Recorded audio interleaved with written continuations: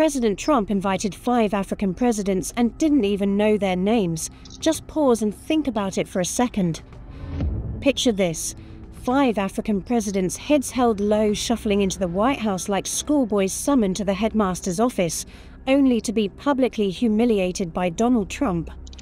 On July 9th, the world watched in horror as the leaders of Gabon, Guinea-Bissau, Liberia, Mauritania and Senegal, men entrusted with the hopes of millions, bowed, begged, and bartered their nation's dignity for a fleeting pat on the head from a man who sees Africa as nothing more than a treasure chest of minerals and a stage for his ego.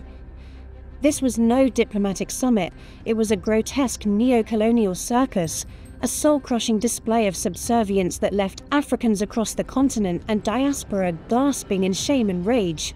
These leaders, who should have stood tall as the voice of a rising Africa, instead groveled, offering up their country's wealth while swallowing insults with smiles. This betrayal wasn't just a slap in the face to their people, it was a knife in the heart of the Pan-African dream, a dream championed by heroes like Kwame Nkrumah, and today's fearless captain Ibrahim Traoré of Burkina Faso, who has screamed from the rooftops, "Stop begging the West." The summit began with a 4-minute speech by Trump, who, in his trademark showman style, declared the 5 leaders as representatives of the entire African continent. The absurdity of this claim was matched only by its audacity. Africa, 54 nations, over 1.4 billion people, a mosaic of cultures, histories and aspirations, was reduced to a handful of small economies, handpicked not for their geopolitical clout, but for their resource wealth and perceived willingness to comply. Trump's words set the tone. He praised the leaders for representing very vibrant places with very valuable land, great minerals, great oil deposits, and wonderful people. The subtext was unmistakable. Africa's value to Trump lay not in its people, their ingenuity, or their aspirations, but in its gold, oil, uranium, manganese, and rare earths, resources long coveted by Western powers.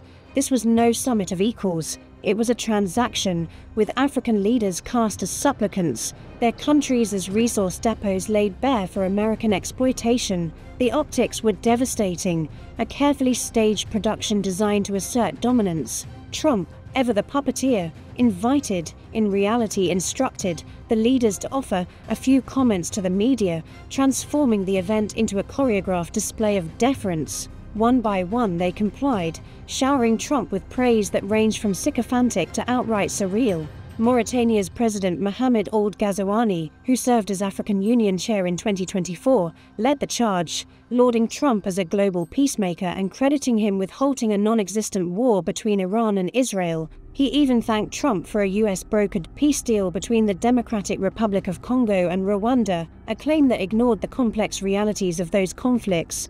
Most glaring was Ghazouani's silence on the US's role in arming Israel's ongoing assault on Gaza, a campaign that has killed tens of thousands and been condemned by the African Union. This omission was not just diplomatic cowardice, it was a calculated erasure of Palestinian suffering, a trade-off for fleeting American favor. Back home, Ghazouani's performance sparked protests in Mauritania, with citizens taking to the streets to denounce his willingness to trade national dignity for a photo op with Trump.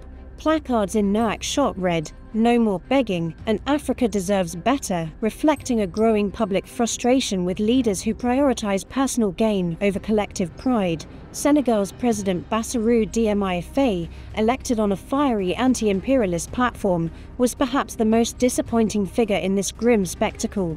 Faye campaigned on a promise to break free from neo-colonial shackles, restore African sovereignty, and prioritize Senegal's youth and resources for national development. Yet, in Washington, he abandoned those principles, offering one of the most cringe-inducing moments of the summit. In a surreal gesture, Faye invited Trump to build a golf course in Senegal, an absurd proposal that reduced the nation's aspirations to a rich man's playground.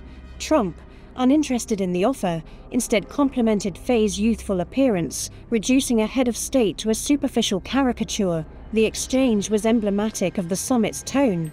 African leaders offering up their country's wealth and dignity, only to be met with condescension or indifference. Gabon's President Brice Clotaire Oligui Nguema spoke of win-win partnerships with the US, but his words fell flat. met with a lukewarm response from a president more interested in spectacle than substance. Guinea-Bissau's President Umaro Sissoko Embalo, whose country has minimal US trade ties, seemed out of place, his presence likely a nod to his efforts to project himself as an international statesman. Liberia's President Joseph Boakai faced one of the most humiliating moments when Trump marveled at his beautiful English, asking, "Where did you learn to speak so beautifully? Where were you educated? Where? In Liberia?" The ignorance was staggering. English has been Liberia's official language since its founding in 1822 by freed American slaves. Trump's astonishment betrayed a colonial mindset that views articulate Africans as anomalies, their fluency a surprising mimicry of Western culture rather than a reflection of their own agency and intellect. This was not an isolated incident. Just weeks earlier, at a June 29th peace ceremony involving the DRC and Rwanda, Trump commented on the appearance of Angolan journalist Hariana Veras, saying, "You are beautiful, and you are beautiful inside." Such remarks, steeped in the sexualization and objectification of black bodies, echo the dehumanizing tropes of the transatlantic slave trade and European colonization. By reducing Buckeye to his beautiful English and Veras to her appearance, Trump erased their agency, dismissed their achievements, and gratified his colonial ego. These moments were not mere gaffes. They were windows into a worldview that sees Africans as subordinates, their worth measured by their proximity to Western ideals of language, beauty, or compliance. The White House billed the summit as a pivot from aid to trade, a mantra repeated by a senior official who claimed the event was about fostering commercial opportunities that would benefit both the US and African partners. Yet, the reality was far less noble. On the same day the summit began, the Trump administration escalated its trade war, imposing new tariffs on 8 countries, including Libya and Algeria. The 5 invited nations, Gabon, Guinea-Bissau, Liberia, Mauritania, and Senegal, faced 10% tariffs on their exports to the US, a burden they hoped to negotiate down by offering access to their natural resources. This was not partnership. It was coercion, with African leaders scrambling to avoid economic punishment by pledging their country's wealth to American interests. The timing was no coincidence. It was a calculated move to remind Africa of its place in the global hierarchy. The summit's agenda was laser-focused on securing US access to Africa's mineral wealth, particularly in the context of countering China's growing influence.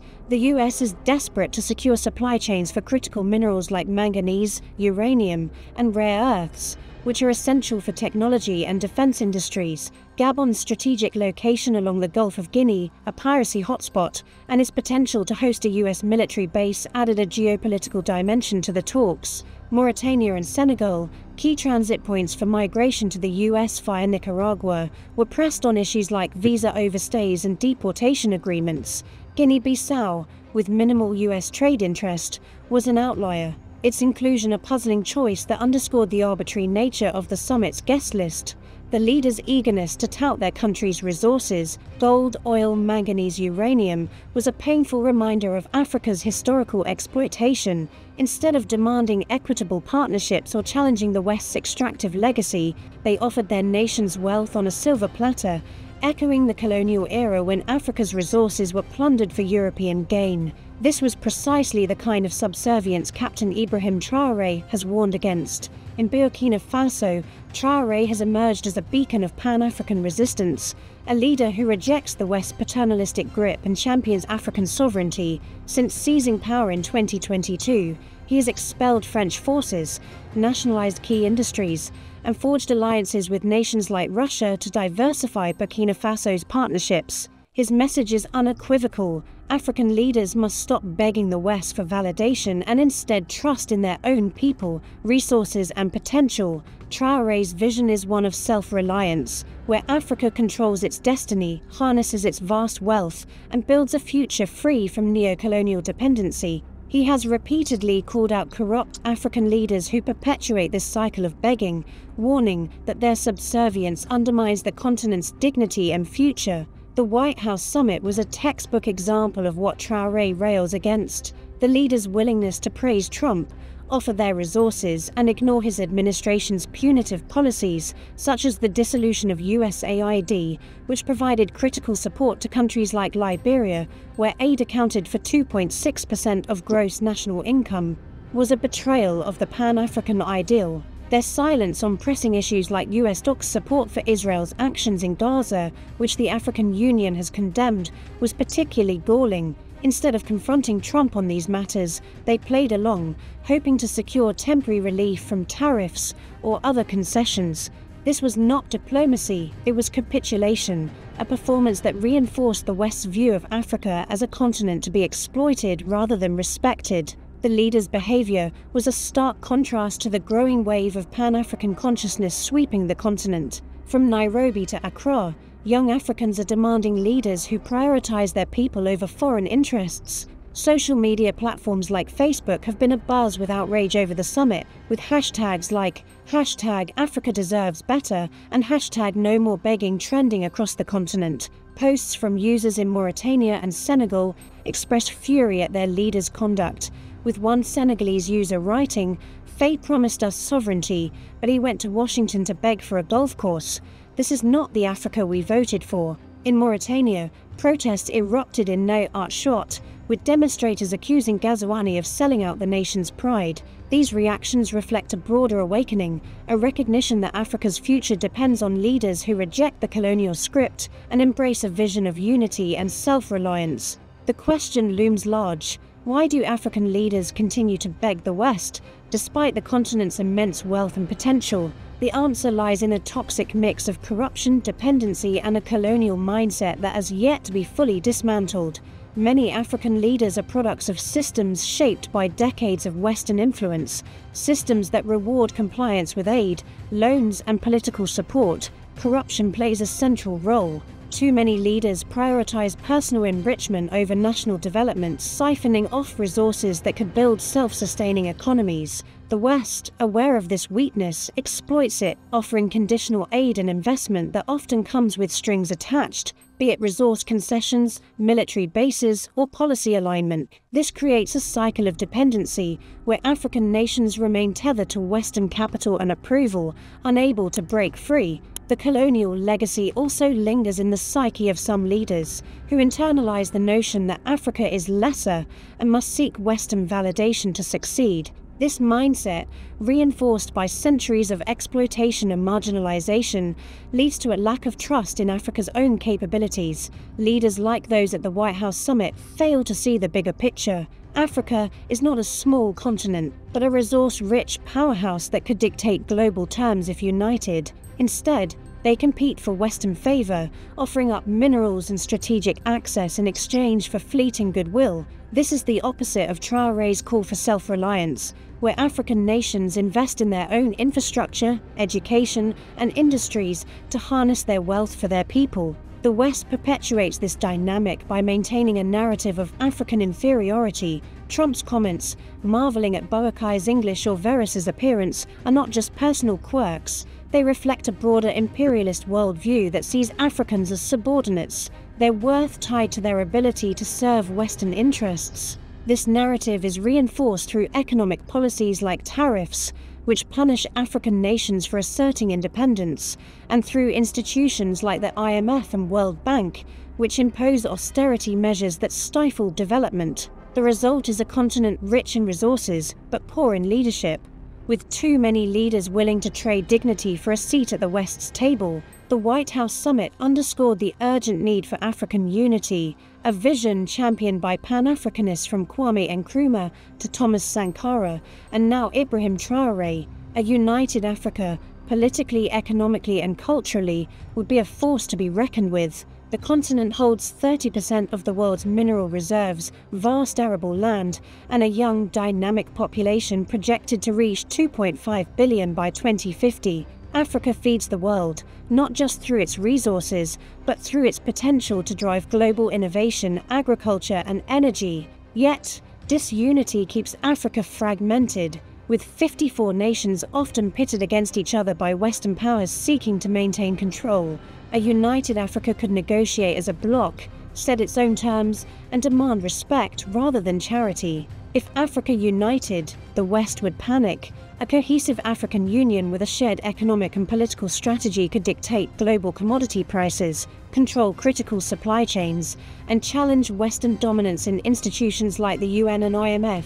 The West's current strategy relies on Africa's fragmentation, picking off compliant leaders with promises of aid or trade deals while imposing tariffs and sanctions on those who resist, like South Africa, which faced a 30% tariff after its president criticized Trump.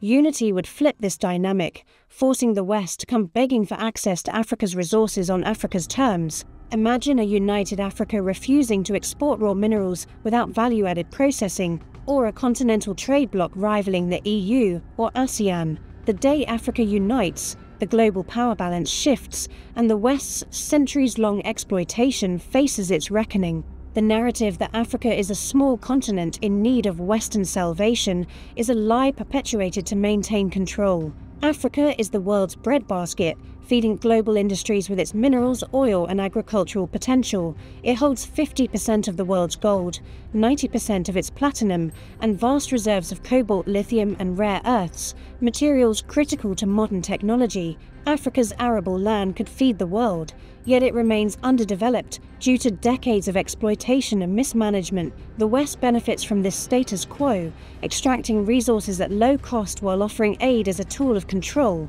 African leaders must reject this narrative and embrace the reality. Africa is not poor, it is poorly managed. By investing in local capacity, agriculture, manufacturing, technology, Africa can break the cycle of dependency and assert its worth. The continent's potential is already evident in small but inspiring steps. Countries like Rwanda have invested in technology and education, transforming Kigali into a hub for innovation. Nigeria's tech sector is booming, with startups like Flutterwave and Paystack gaining global recognition. Ethiopia's Grand Renaissance Dam, despite external pressures, is a testament to what African nations can achieve when they prioritize their own development. These examples, though, remain isolated. Without unity, Africa's potential is fragmented, its wealth siphoned off by foreign powers while its people remain impoverished. The White House summit was a lesson in what not to do. It exposed the dangers of compliance, the futility of begging, and the cost of abandoning sovereignty for short-term gains. Captain Ibrahim Traoré's warnings have never rung truer. African leaders must stop bowing to the West and start trusting in themselves.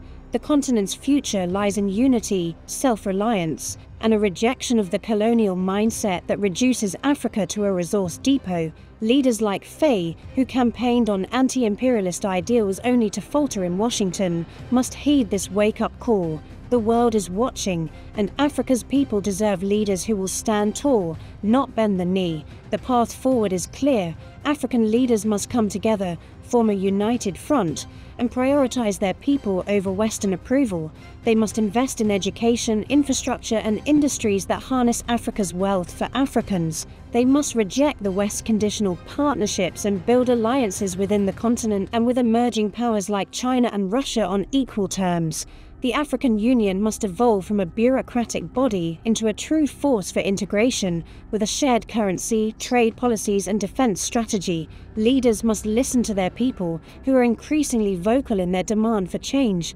From the protests in Mauritania to the social media campaigns across the continent, Africans are making it clear the time for begging is over. The day Africa unites, the West will panic. A united Africa would control the resources that power the global economy, from the cobalt in electric car batteries to the uranium in nuclear reactors. It would dictate terms in trade negotiations, demand fair prices for its exports, and invest the proceeds in its own development.